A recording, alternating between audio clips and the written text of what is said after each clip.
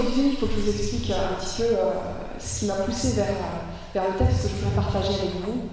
C'est la question du changement de vie.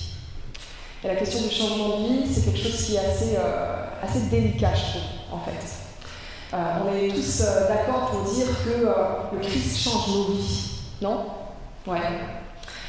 Mais aujourd'hui, quand vous dites à quelqu'un j'ai changé de vie, concrètement, il va penser à quoi? Il va vous dire ah bon, t'as fait quoi?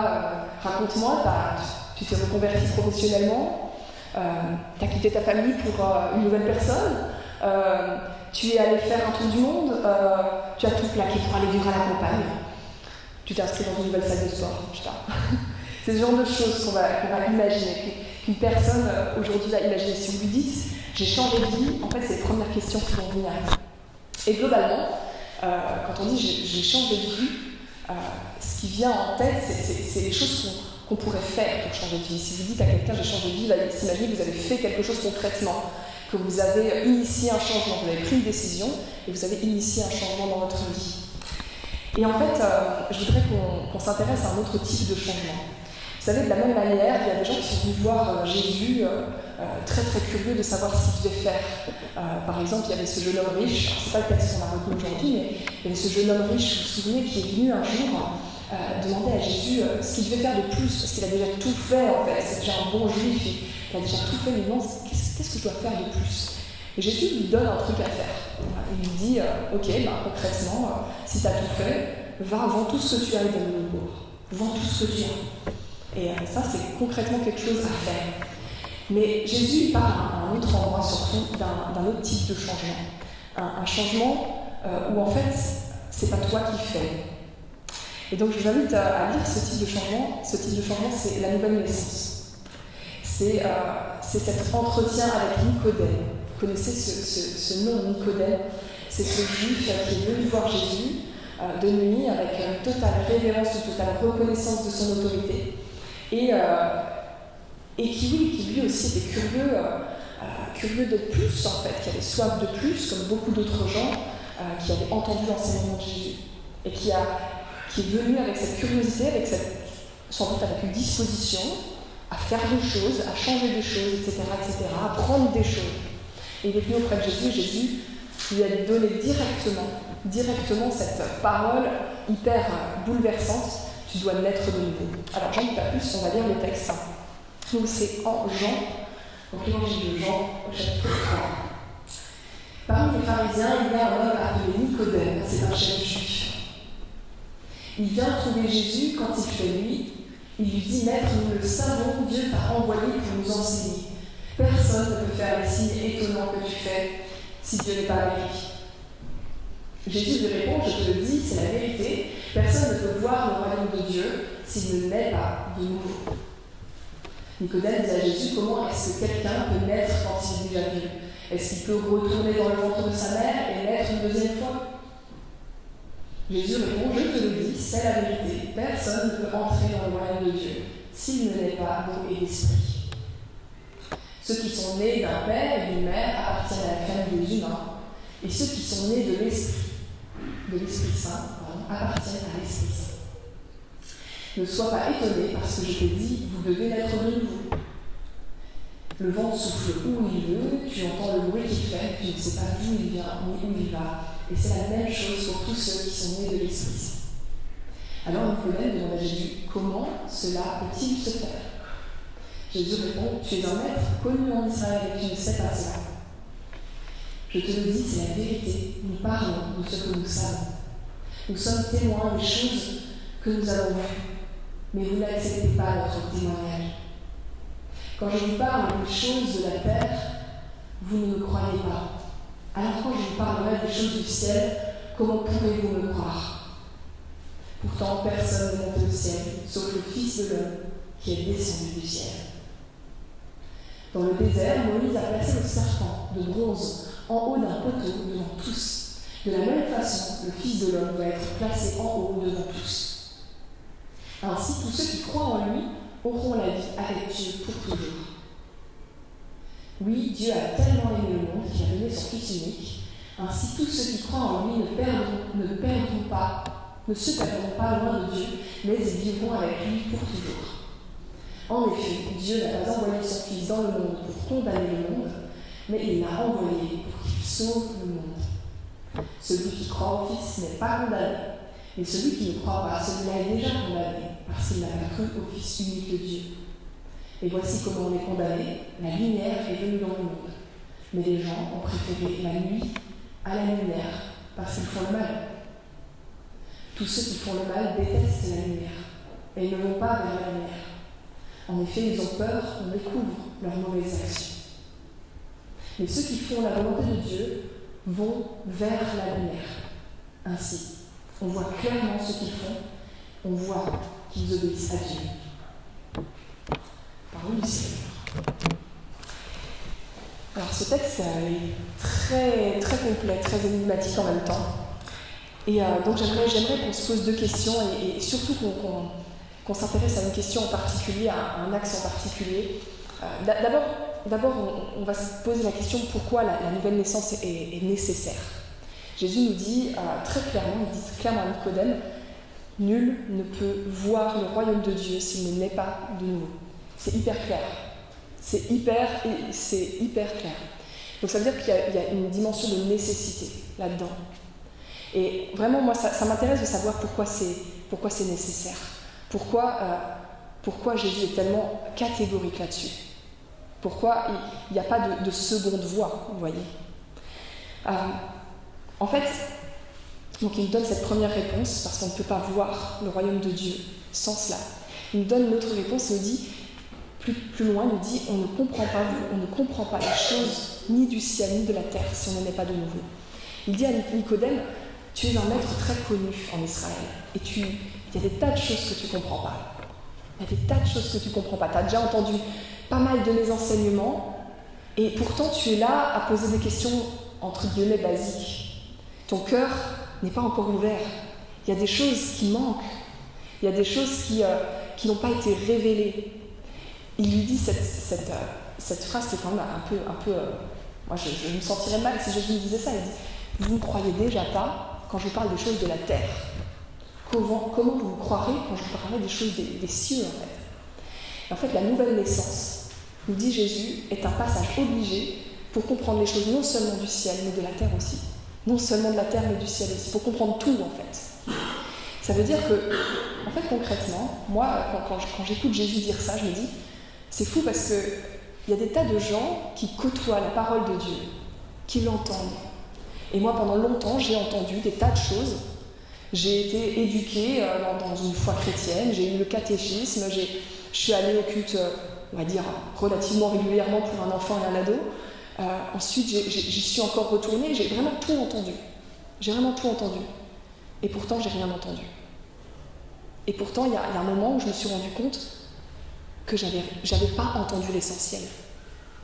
J'ai entendu avec mes oreilles, je pouvais comprendre intellectuellement des choses, mais à un moment dans ma vie, il y a notamment une expérience, ou plusieurs expériences à la suite, qui m'ont révélé qu'il y avait quelque chose de fondamental que je n'avais pas reçu, qui n'avait pas changé ma vie. Et c'était la nouvelle naissance. Je n'étais pas née de nouveau. Alors pourquoi c'est nécessaire ? C'est nécessaire parce que ça nous ouvre les mystères de Dieu. Et c'est nécessaire aussi parce que, comme vous l'avez vu avec Nicodème, aucun savoir ni aucun statut ne peut nous gagner mieux que ça, en fait. Nicodème, il est déjà au top niveau de ce qu'on peut espérer pour la société d'alors. Et aujourd'hui, je me dis c'est un peu dommage parce que quand on parle de la nouvelle naissance, quand on parle de ceux qui sont nés de nouveau, on pense direct à un courant évangélique. Vous êtes d'accord avec ça ? On pense à un courant qui vient des États-Unis, les born again, et on pense à un type de protestantisme, un type de christianisme. On se dit, ceux qui sont nés de nouveau, ceux qui croient en ça, ce sont les gens un peu hyper émotionnels, vous savez, ces gens un peu fous qui chantent la louange vraiment en fermant les yeux, en levant les bras et qui vivent un peu leur foi à fleur de peau, vous voyez. On se dit, c'est ce genre de catégorie de personnes. Quand on parle de gens nés de nouveau, on pense à ça. Le monde pense à ça, en fait, aujourd'hui. Même les médias en parlent, des nés de nouveau. On en parlait beaucoup, encore plus à une certaine époque. Donc en fait, c'est devenu un courant religieux. comme un peu naze en fait, parce que c'est pas vraiment un courant religieux dans la bouche de Jésus, c'est une nécessité qui ouvre la compréhension des choses de Dieu, qui ouvre le royaume des cieux. C'est le point de départ d'une foi vécue. C'est énorme. Et en fait, naître de nouveau, c'est pas... vous savez, parfois on se dit, c'est être plus à fond, c'est être plus religieux, c'est être plus moral, c'est avoir plus de... avoir tout bien mis en ordre dans sa vie, etc. En fait, Jésus ne demande certainement pas à Nicodème de devenir plus religieux. Vous êtes d'accord avec ça? Nicodème est déjà au top du religieux, en fait. Il est déjà au top du top de ce qu'on peut... de ce qu'on peut imaginer d'une vie spirituelle accomplie et bien rangée. Jésus ne demande pas, à travers la nouvelle naissance, de devenir plus religieux, de devenir plus moral, pire encore, de faire des critères de ce que ça pourrait être, d'être né de nouveau, etc., pour remettre les gens dans des catégories. Jésus, il ne parle pas de la nouvelle naissance comme d'une catégorie traçable, avec des critères. C'est absolument pas ça. Il en parle de quelque chose qui est absolument intime, et qui vient d'où? Qui vient d'en haut. Qui vient juste purement et simplement d'en haut. Il n'y a absolument rien à faire. Et alors justement, là j'en viens à cette question cruciale. Pourquoi on résiste à la nouvelle naissance? Pourquoi c'est dur la nouvelle naissance en fait? Pourquoi le changement concrètement dans notre vie chrétienne est parfois difficile? Moi je sais que c'est une question très très douloureuse que je pose et je suis totalement consciente que ça réveille des choses chez les uns et les autres. Et tout simplement parce que, je pose ces questions parce que je les ai vécues. Il y a un moment où on se dit, ok, Jésus dit, tu dois être de nouveau, c'est une nécessité. Et naître de nouveau, ça veut dire, grosso modo, repartir à zéro, vous êtes d'accord avec ça? Ça veut dire mettre la table rase et recommencer à rebâtir. Ça veut dire que tout ce qu'il y avait avant, ça n'y est plus, on n'en tient plus compte. On repart à zéro. Nos vieilles habitudes, on les range. Elles sont détruites. On repart sur de nouvelles habitudes. Notre vie, notre comportement, nos attitudes, nos pensées, notre cœur, nos émotions, tout repart à zéro. C'est ça qu'on imagine pour une nouvelle naissance. Vous êtes d'accord? Comme un bébé qui réapprend à manger, à marcher, à tout faire. C'est ça la nouvelle naissance. Pourquoi il utilise cette image? Parce que direct on s'imagine le bébé. Direct on s'imagine ça. Celui qui va tout réapprendre. Qui va repartir à la base. Et pourquoi c'est dur? Justement, en fait je dirais, justement parce qu'on n'y peut rien. On n'y peut rien. Vous savez, je disais avant, quand vous dites à quelqu'un dans votre entourage, j'ai changé de vie, il va dire, ok, qu'est-ce que tu as fait? Qu'est-ce que tu as fait? C'est quoi ton action concrète pour changer de vie? Ouais, ça m'intéresse. Et moi, je suis la première à dire qu'il y a des choses, des trucs qu'on doit actionner dans notre vie parfois. Mais ça, ce type de changement-là, vous n'y pouvez rien. Vous n'y pouvez rien. La nouvelle naissance, elle vient d'en haut. Et c'est pour ça que c'est tellement dur. Alors, du coup, vous dites, mais ça veut dire que c'est donné aux uns, pas aux autres, etc. Et alors, ça veut dire que si j'ai pas le fruit, ça veut dire que je ne peux... En fait, Dieu ne me choisit pas. C'est ça? Non, c'est pas ça. C'est pas ça que ça veut dire. Mais réfléchissons-y. Recevoir d'en haut. Est-ce que c'est vraiment quelque chose qui vous rassure? Est-ce que c'est vraiment quelque chose auquel vous vous êtes abandonné? Est-ce que c'est vraiment quelque chose qui est facile de recevoir d'en haut? De tout recevoir et de rien faire? Tout recevoir d'en haut, ça veut dire ne pas être au contrôle en fait. Ça veut dire que c'est pas toi qui te sauve. Ça veut dire que tu n'actionnes rien de concret pour accéder au royaume des cieux, ni pour le voir, ni pour y rentrer. Tu n'actionnes rien de concret, c'est pas toi. Tu peux rien y faire. Et ça c'est quelque chose que Nicodème et tous les chefs juifs avaient vraiment besoin d'entendre, et que nous aussi, nous avons besoin d'entendre. Parce qu'on a beau ne pas être chef juif et avoir les mêmes illusions, on a tous cette belle et crade idée qu'on peut contrôler notre vie, et qu'on peut contrôler notre salut, et qu'on peut contrôler les choses. On a tous ça. Et c'est un vrai résidu. Mais Jésus, il dit cette phrase, il dit « L'Esprit souffle où il veut ». C'est l'Esprit qui a l'initiative de ta naissance, de ta nouvelle naissance. Et il prend cet exemple qui est quand même assez bizarre, le serpent d'airain, le serpent de bronze là, dans la traduction. Alors, vous vous demandez peut-être pourquoi il prend cet exemple. Vous avez demandé ça, pourquoi il prend cet exemple, c'était quoi le rapport exactement? Très très rapidement, le serpent de bronze que Moïse a élevé dans le désert, en fait c'était dans un contexte dans lequel le peuple d'Israël avait péché par manque de foi. Il avait péché parce que Dieu lui avait donné quand même pas mal de choses, y compris une victoire assez écrasante. Et puis ils ont vécu une petite épreuve, enfin une petite, on ne va pas non plus amoindrir leurs épreuves, hein, ça se fait pas, mais ils ont vécu une épreuve, ils ont tout remis en question, et ils ont râlé contre Dieu, et ils l'ont vraiment, ils l'ont remis en question, ils l'ont remis en cause. Et suite à ça, en fait, Dieu a pris la décision tout simplement de les laisser sans protection et de leur envoyer des serpents, qui symbolisaient en fait leur manque de foi, qui symbolisaient, vous savez, ce venin qui rentre et qui vous fait pécher en fait, ce venin qui rentre dans votre vie et qui fait que vous retombez dans le passé, vous retombez dans la récrimination, vous retombez dans le cercle d'amertume.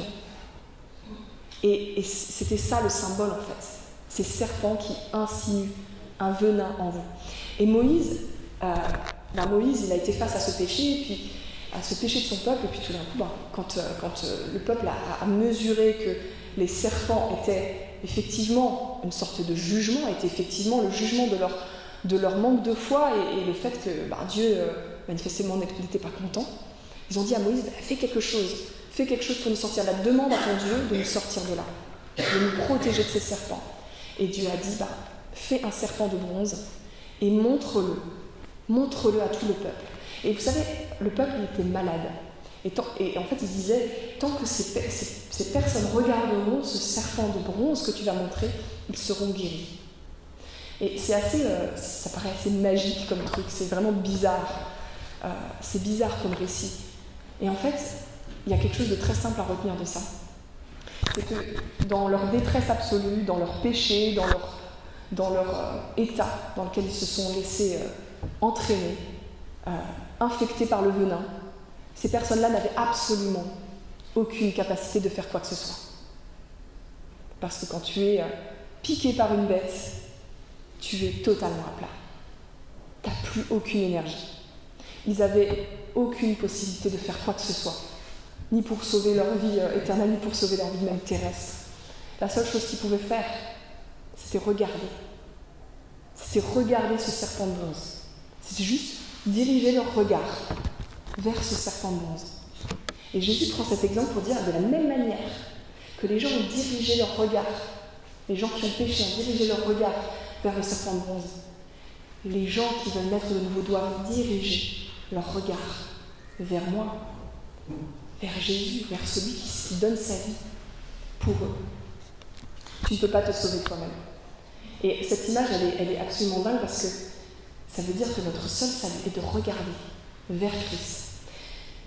Vous savez, il y a l'image que Jésus utilise aussi, c'est l'image de la naissance, évidemment, je l'ai dit tout à l'heure. Et dans la naissance, je ne dis pas ça parce que je suis très concernée par bientôt une naissance à venir, mais la naissance, c'est un truc fabuleux. Donc là, je suis en train de me préparer tout à une nouvelle naissance. Je me dis, quand je me remémore comment mes 3 premiers enfants sont nés, c'est quand même quelque chose, quoi. C'est un vrai combat pour la vie, en vrai. Mais le combat, en vrai, c'est pas eux qui l'ont fait, hein. Voilà, d'une certaine manière, mais c'est plutôt moi. Hein. c'est moi qui ai bien souffert. Hein. Voilà, les mamans qui me connaissent et les papas qui ont assisté à ça peuvent en être témoins. C'est quand même du travail. Et dans la naissance, le bébé, il fait pas grand-chose. Ça veut pas dire que c'est agréable pour lui, hein. C'est pas du tout agréable pour lui, mais il fait pas grand-chose. Parce que, en fait, celle qui fait le boulot, c'est celle qui amène à la vie, qui pousse vers la vie. Et lui, en fait, son effort au bébé, c'est de se laisser diriger vers la vie. Se laisser diriger, d'aller dans le mouvement dans lequel on le pousse. C'est de se laisser faire et de se guider vers la lumière. C'est ça l'effort du bébé, en fait, quand il naît. Et je trouve que c'est assez incroyable parce que la nouvelle naissance, c'est exactement de la même manière. Le travail, c'est pas nous qui le faisons. C'est Jésus qui l'a fait. Il l'a accompli sur la croix. Et nous, on regarde ça. Et on se laisse diriger vers la lumière. On se laisse diriger vers là où Dieu veut nous emmener, dans son mouvement à lui. Alors, ça implique une autre difficulté.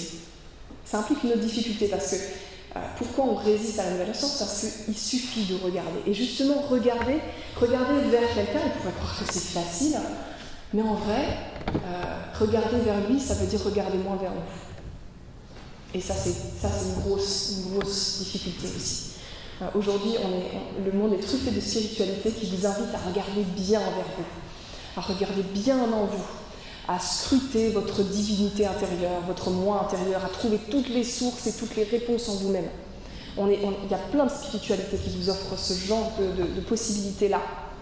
Et en fait, Jésus dit l'inverse, il dit non, décentre ton regard. Regarde vers moi. Jésus dit regarde vers moi. Vous êtes d'accord en fait que quand on conduit, la direction dans laquelle on regarde, c'est là où on va. Et en fait, c'est pareil pour toute la vie, c'est pareil pour toute notre vie. Là où on regarde, c'est là où on va. Par définition, si tu regardes ton nombril, tu n'iras pas très loin en fait. Si tu regardes toujours vers toi, tu n'iras pas très loin. Et en fait, vous savez, c'est vicieux. Pourquoi? Parce que regarder vers soi, on peut le faire de manière très égocentrique, en mode un peu narcissique, vous voyez. Mais on peut le faire aussi en mode déprimé, en mode je regarde toujours mon péché, je regarde toujours ce qui ne va pas, je regarde toujours ce qui m'empêche de naître de nouveau, d'avoir les fruits dans ma vie, de changer effectivement. Je regarde toujours ce péché qui m'empêche, quoi. Et ça, c'est aussi ce que Jésus ne veut pas que vous fassiez. Il ne veut pas que vous regardiez votre péché, en fait. Il ne veut pas que vous baissiez les yeux, que vous regardiez en vous-même ce péché qui vous empêche d'accéder, soi-disant, à la vie éternelle, parce qu'en réalité, il n'y a rien qui vous empêche d'accéder à la vie éternelle. Elle est là, il faut la regarder. Il faut regarder droit devant. Il faut regarder droit devant. Il ne faut pas quitter ça du regard. Il ne faut pas quitter Jésus du regard. C'est incroyable. En fait, Jésus nous dit, vous avez remarqué, il dit nul ne peut voir le royaume des cieux s'il ne naît pas de nouveau. Et ensuite, il dit nul ne peut entrer dans le royaume des cieux. C'est-à-dire, la première étape, c'est de voir. Et ensuite, tu y entres. D'abord, tu vois, tu regardes où tu vas. Et tu ne détournes pas ton regard et tu avances. Et ensuite, tu entres. C'est pas instantané. Il faut d'abord avoir persévéré dans la direction dans laquelle tu regardes. Et ça, c'est la seule chose que nous avons à faire, de persévérer dans la direction dans laquelle nous regardons. Il faut détourner notre regard de tout ce qui nous détourne de la vie éternelle, c'est-à-dire notre propre vie, en fait. Notre propre vie. Alors, il y a ce verset 17 qui dit donc, en effet, Dieu n'a pas envoyé son Fils dans le monde pour condamner le monde, mais il l'a envoyé pour qu'il sauve le monde. Pourquoi il dit ça? Pourquoi il dit ça, Jésus? Parce que quand nous regardons à nous-mêmes, nous regardons justement ce péché, nous regardons des choses qui nous empêchent. Mais Jésus nous dit non, je ne suis pas venu pour que vous regardiez ça, je suis venu pour que vous me regardiez moi. Je suis venu pour que vous regardiez le salut. Je vais prendre juste un exemple. En fait, je sais que ça nous concerne un peu tous. Vous savez, la télé allumée dans votre salon. La télé allumée dans votre salon. Est-ce que vous avez déjà invité des gens chez vous en laissant la télé allumée dans votre salon? Plaidez coupable, allez-y, c'est pas grave. Voilà. Non mais voilà. On se rend même pas compte en fait. Voilà, notre télé, elle est là, elle est allumée. Et moi, combien de fois j'ai révisé des examens avec la télé en fond, quoi. Avec que ce soit les infos, que ce soit n'importe quoi. J'ai fait quelque chose avec qui me plaisait moyennement ou même qui me plaisait bien, mais avec toujours ce fond sonore et surtout visuel derrière. Parce que ça, je sais pas, ça rassure, c'est facile, c'est là, c'est dans les habitudes surtout. C'est dans les habitudes. C'est vraiment dans les habitudes. Et ça, la télé allumée dans le salon, pendant que tu fais autre chose, pendant que tu invites quelqu'un, que tu parles à quelqu'un, en réalité, il y a un truc qui est vrai, c'est que peu importe ce que vous faites, c'est toujours le visuel qui va finir par l'emporter. S'il y a un truc qui vous intéresse, pouf, ça va vous capter. Direct. Et vous êtes en train de discuter, tout d'un coup, il y a un blanc dans la discussion. Parce que vous êtes capté par le visuel. Et notre vie, elle fonctionne comme ça. Notre propre vie. Je disais avant, il ne faut pas détourner, au contraire, il faut détourner le regard de notre propre vie, de ce qui nous distrait de la vie éternelle. Parce que dans notre propre vie, en fait, Satan a planté un décor absolument majestueux, plein de distractions. Et en fait, notre vie, elle fonctionne comme cette télé allumée. elle fonctionne comme cette télé allumée. Et c'est le visuel, c'est la facilité qui va retenir notre attention, qui va être toujours un truc passionnant, qui va attirer, détourner notre regard. Et c'est ça qui fait qu'on continue à pécher en vrai. On détourne le regard et on regarde la distraction. On change donc notre cap en fait. On change notre cap. Et la conséquence directe, c'est de pourquoi c'est difficile de naître de nouveau, c'est parce que notre vieille nature, eh bien, elle réagit à ça. Elle réagit à toutes ces distractions qui captent notre regard. Notre vieille nature, elle nous pousse, elle nous rappelle finalement toujours ce que nous connaissons déjà. Elle nous rappelle toujours ce que nous connaissons déjà, et si nos habitudes ont été imprégnées de toutes les distractions que le monde nous offre, eh bien notre vieille nature, elle va nous rappeler ça, elle va nous dire « reviens-y parce que tu le connais, reviens-y parce que finalement c'est bon ». Vous savez, quand on inscrit une habitude, quand on fait des choix dans notre vie répétés, qu'on inscrit une habitude dans notre vie, finalement on dit inconsciemment à notre cerveau, on lui dit finalement c'est cela en quoi je crois et c'est cela que je trouve bon pour ma vie. C'est cela en quoi je crois et c'est ce qui est bon pour ma vie. Même si en fait vous avez la voix de l'Esprit Saint qui vous dit c'est pas bon, mais vous l'avez inscrit. Vous l'avez inscrit. Et le cerveau, il est tenace. C'est comme quand vous apprenez vos tables de multiplication. Vous n'avez pas très envie de les apprendre, mais vous apprenez. Voilà. Et malheureusement, c'est pareil avec beaucoup d'habitudes. Les tables de multiplication, c'est bien. C'est pas toujours bien. Mais voilà. Et de là, en fait, moi, je me suis rendu compte que le péché, il fonctionnait. En fait, il se déroulait sur un circuit qui est proche de l'addiction, en fait, qui est une addiction. Un circuit de type addictif, en fait. Le péché, c'est un truc vers lequel on revient parce que c'est là, c'est dans nos habitudes. Et en plus, il y a la télé qui est toujours allumée, quoi. Il y a le monde qui continue de nous dérouler les possibilités de péché. Il y a cette collaboration de notre chair et de la télé allumée et du décor. Et en fait, tu reviens juste à l'habitude que ta chair a prise. Et en fait, de là découlent 2 mensonges absolument très très graves. 2 mensonges contre lesquels la nouvelle naissance va venir se battre. Le premier mensonge, c'est tu es ce que tu fais. Ça, c'est un gros mensonge. Tu es ce que tu fais. Donc, ce premier mensonge concerne l'identité. Et comme je disais tout à l'heure, c'est ce qui va nous pousser justement à ruminer notre péché, à ne pas en sortir. C'est ce qui va nous pousser à regarder toujours ce truc-là qui nous empêche. Et ce premier mensonge, en fait, il est inscrit partout, dans toutes nos familles, dans toutes les cultures du monde. Tu es ce que tu fais quelque part. Moi, je viens d'un coin où tu es un homme si tu bosses dur dans les champs et si tu bois beaucoup d'alcool. Cool. Tu es une femme si tu tiens bien ta maison, si tu ragotes bien, bref, non, c'est pas possible. Il y a d'autres régions où ce sera plus noble. Voilà, on dira tu es la manière dont tu es épanoui dans ton travail. Tu es la manière dont tu as une famille nombreuse et bien ordonnée. Bref, il y a toutes sortes de croyances, après on s'en fiche lesquelles. Ou tu es au contraire, tu es quelqu'un si tu as réussi à prendre ton indépendance. Voilà, peu importe. Mais tous ces mensonges liés au fait que tu es ce que tu fais, eh bien, en fait, ils sont totalement encore là quand tu pêches. Ils sont totalement encore là quand on est dans le circuit de l'addiction. Et donc, on est là à se dire, j'ai raté, je suis ce que je fais. Voilà, je suis ce que je fais. Donc, si je pêche, c'est que je suis un gros pêcheur. C'est que je vais jamais y arriver, c'est que je suis pas né de nouveau, etc. Et tu fixes le regard là-dessus. Et Jésus, il a dit au verset 6, ceux qui sont nés d'un père et d'une mère appartiennent à la famille des humains. Et ceux qui sont nés de l'Esprit Saint appartiennent à l'Esprit Saint. Ceux qui sont nés de l'Esprit Saint appartiennent à l'Esprit Saint. Et quand on est face à ce genre de mensonge, il est absolument nécessaire de dire, non, Dieu me dit que si je regarde le Christ, si je regarde celui qui a été élevé, eh bien je suis dans la famille de l'Esprit Saint. Je n'ai rien à faire et je ne suis pas ce que je fais. Je suis ce que je reçois de Dieu. Je suis ce que je reçois de lui. Premier mensonge. Mensonge numéro 2, il se niche au niveau de la sensibilité. Le mensonge numéro 2, dans le schéma des addictions, dans le schéma du péché, c'est de dire, c'est ce qu'on a inscrit en nous, c'est de dire que les meilleures choses, les meilleures sensations, les meilleures choses qu'on a expérimentées sont dans le monde. Énorme mensonge. Et pourtant, notre chair le croit. Notre chair le croit.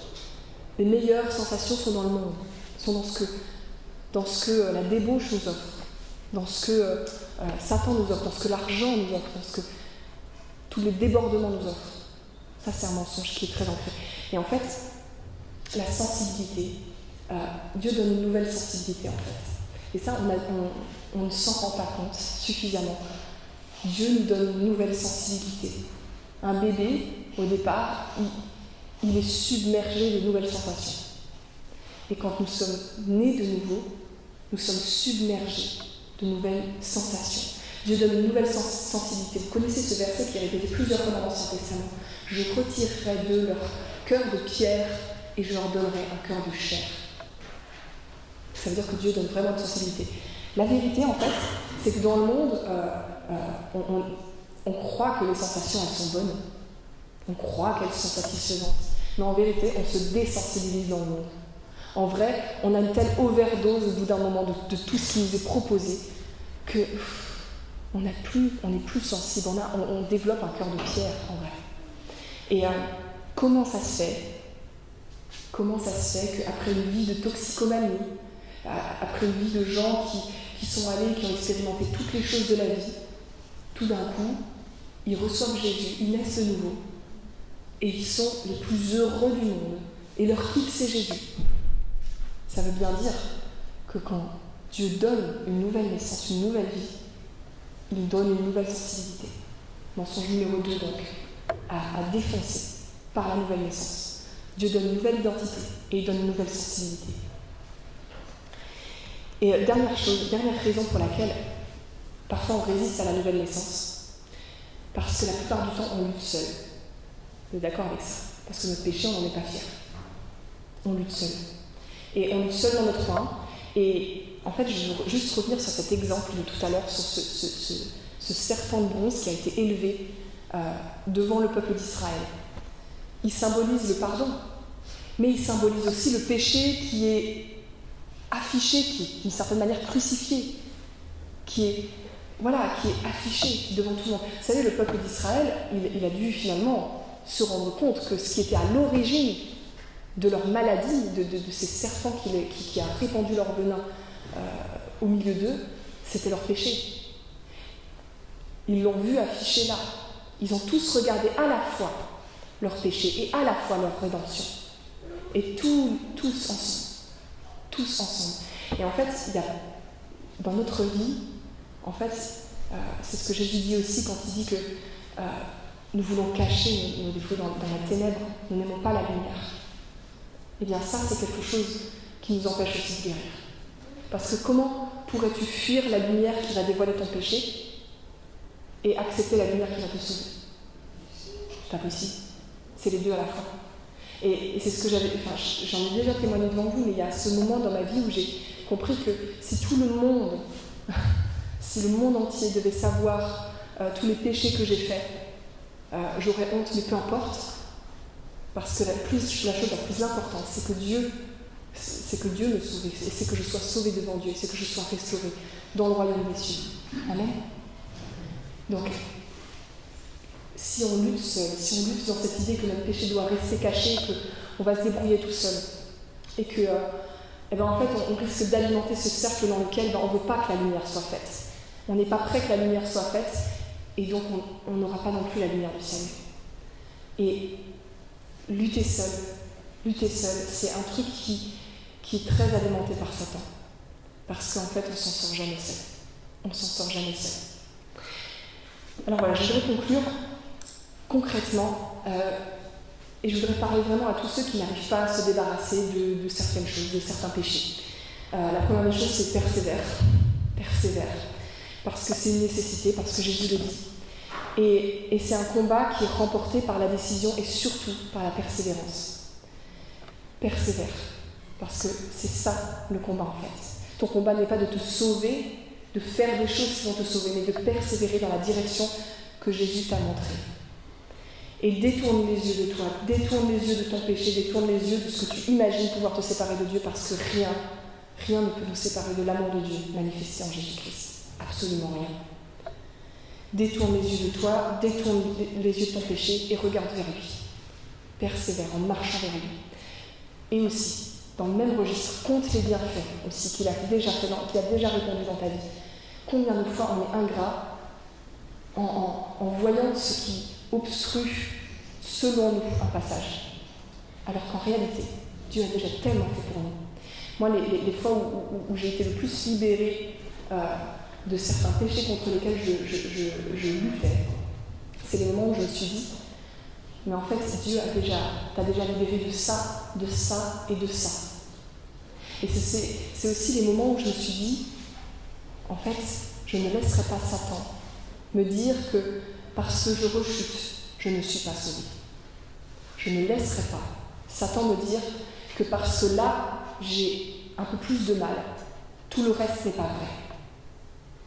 Ça, c'est un mensonge. Alors, si vous posez la question aujourd'hui, pourquoi je ne suis pas délivrée de tous mes péchés, pourquoi je ne suis pas délivrée de tous mes fardeaux, de la même manière, eh bien, je dis, compte les bienfaits que tu as déjà par l'amour de Dieu. Et moi, je crois qu'en fait, dans notre vie, on est parfois délivré de certaines choses de manière très spectaculaire. Et honnêtement, j'en ai eu dans ma vie. Et on est délivré de ces choses pour pouvoir démontrer notre zèle et notre persévérance dans d'autres combats. Parce que moi, plusieurs fois, je me suis demandé pourquoi Dieu m'avait libéré de certains trucs de manière quasiment instantanée.